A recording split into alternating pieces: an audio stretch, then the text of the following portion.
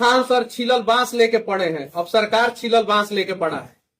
ऊपर से नीचे तक पूरा छीलेगा सरकार, और जब छीलेगा तब पता चलेगा। तो इसीलिए कभी कभी कुछ चीजों को मर्यादा में रह के करना चाहिए। और मान लेते हैं कि प्रेशर में भी ऐसा हुआ होगा, हार्ट अटैक आ गया होगा, तो प्रेशर किसने बनाया था? एक भाई को जेल में डलवा के झूठा बयान देके दूसरा भाई को कोचिंग छोड़ के भागना पड़ा, सारा बच्चा वहां रोड पर बउआ रहा है। ये प्रेशर बनाया किसने था? और सिर पर चोट आ गया दवाई खाने से, इसीलिए हम लोग जांच की मांग कर रहे हैं। शुक्रवार को वकील जाता, पेशी हुआ, बहस होती, वहां से उनको बेल मिलता, शुक्रवार को वकील भगा दिया। ये धर्म में आपने नमाज पढ़ते हुए एक भी फोटो देखा है क्या किसी ने?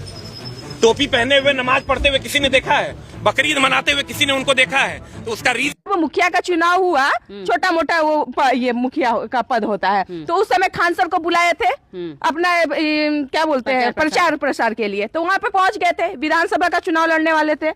आपको पता है जेडीयू से उमेश कुशवाहा प्रदेश अध्यक्ष जो है वो उनका महनार से सीट है।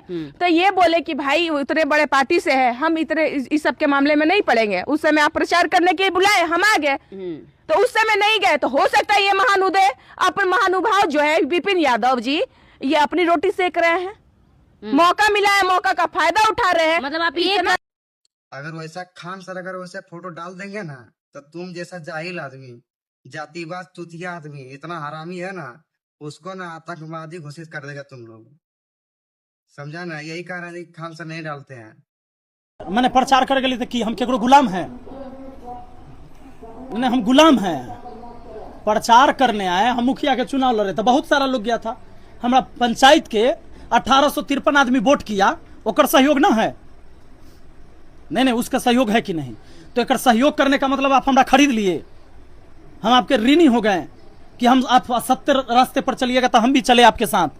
कहे कि ना बहुत बढ़िया है, हम देख लेंगे, करते रहिए। आप मानते हैं जो कुछ भी हुआ उसमें खान सर की गलती है? किसकी गलती माने?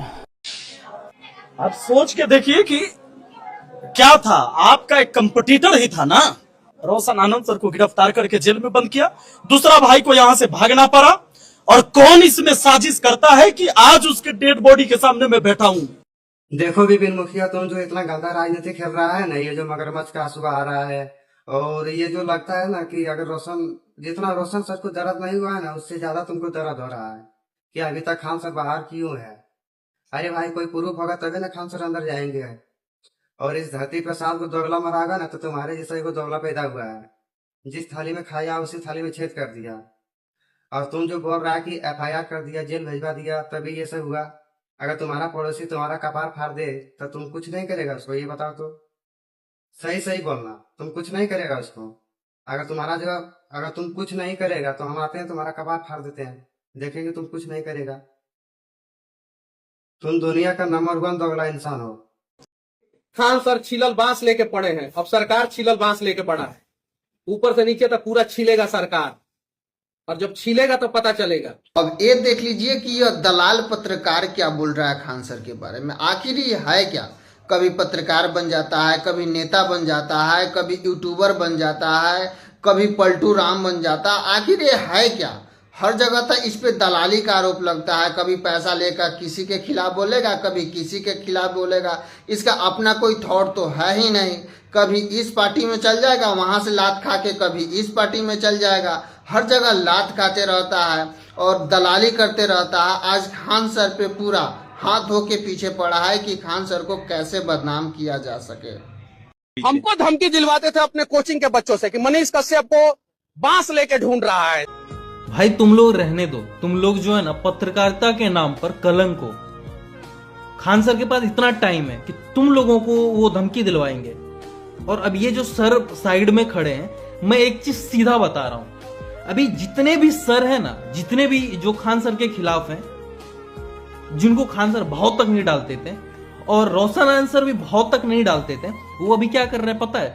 रोशन आनंद सर के भाई के अंतिम संस्कार पर अपना मार्केटिंग कर रहे हैं। जिसको नहीं समझ में आ रहा है ना, उसके लिए मैं बहुत अच्छे से समझता हूं। यहां पर रोशन आनंद सर खड़े हैं, उनसे चिपक कर सामने से वीडियो बना रहा है कि हम रोशन आनंद सर के साथ हैं। रोशन आनंद सर का ये सर आंसू पोंछते हुए, अरे इधर से वीडियो आ रहा है।